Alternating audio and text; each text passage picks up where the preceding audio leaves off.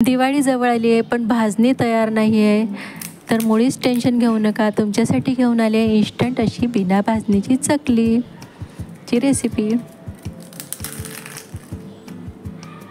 तर त्यासाठी मी 1 वाटीच्याच प्रमाणात साहित्य घेतलेले आहे. 1 वाटी डाळ व 1 वाटी पोहे, 2 वाट्या तांदळाचं पीठ, 1 मोठा चमचा तीळ, 2 चमचे लाल तिखट, 1 चमचा धणेपूड, 1 चमचा जिरेपूड, 1 चमचा ओवा, चवीनुसार मीठ, अर्धा चमचा हळद, अर्धा चमचा हिंग.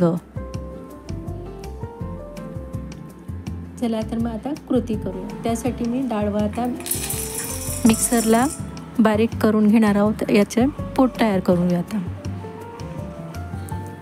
अशा प्रकारे. आता आपण पोहेसुद्धा मिक्सरला फिरून घेतले आहे. पोहे आणि डाळ एकत्र आपण आता हे गाळून घेणार आहोत. यामध्ये जे जाळे कण असतील ते आपल्याला काढून घ्यायचे. यामध्येच आपण आता तांदळाचं पीठसुद्धा मिक्स करून घेऊ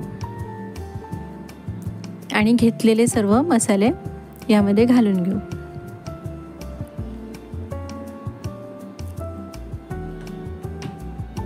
आता आपण पिठाला मोहन कडकडीत अशा तेलाचं मोहन देतोय. तर मी पोहे खाण्याचे आपले 6 चमचे तेल घेतलेलं आहे आणि पळीने 2 चमचे तेल. आता हे आपल्याला चमच्याने सर्व मिक्स करून घ्यायचं आहे गरम असल्यामुळे, आणि हाताने आपल्याला सर्व पिठाला हे तेल चोळून घ्यायचं आहे.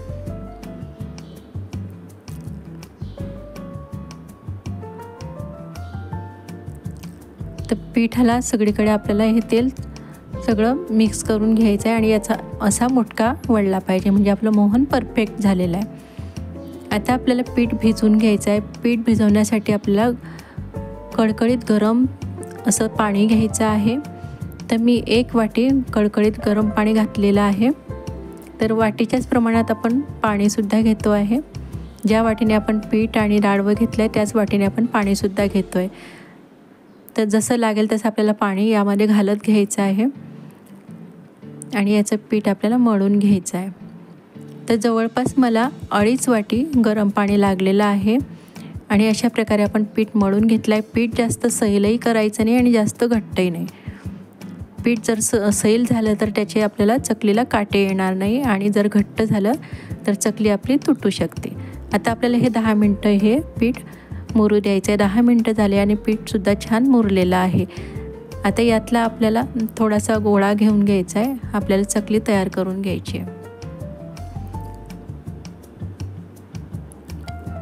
आता ह्या गोळ्याला आपल्याला कोमट पाणी लावून छान असं मळून घ्यायचं आहे. अगदी सॉफ्ट असं करून घ्यायचं आहे पीठ हाताने मळून. व्हिडिओ दाखवल्याप्रमाणे तुम्ही करा. अशा प्रकारे पीठ आपण मळून घेतलं आहे. आता आपण साच्याला तेल लावून घेतलेलं आहे, त्यामध्ये पीठ घालून घेतलं आहे आणि चकली आपण पाळून घेऊ. हे बघा किती सुंदर असे काटेरी आपली चकली तयार होते.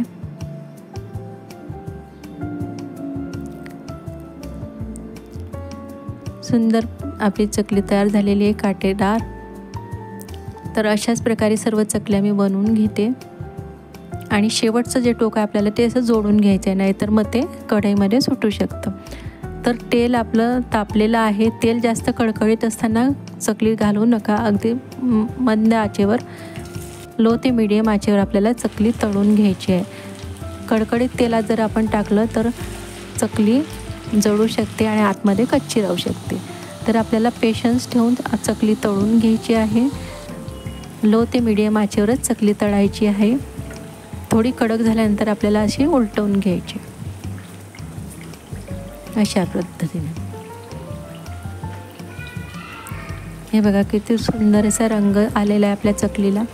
तर अशाच पद्धतीने आपल्याला सुरुवातीला 3 ते 4 चकल्या घालायच्या आहेत आणि मंद आचेवर आपल्याला चकली अशा प्रकारे तळून घ्यायची आहे. बुडबुडे सगळे कमी झालेले आहे आणि चकली बघा किती सुंदर अशा रंगावर आपली तळून झालेली आहे. अशाच प्रकारे सर्व चकल्या मी तळून घेते.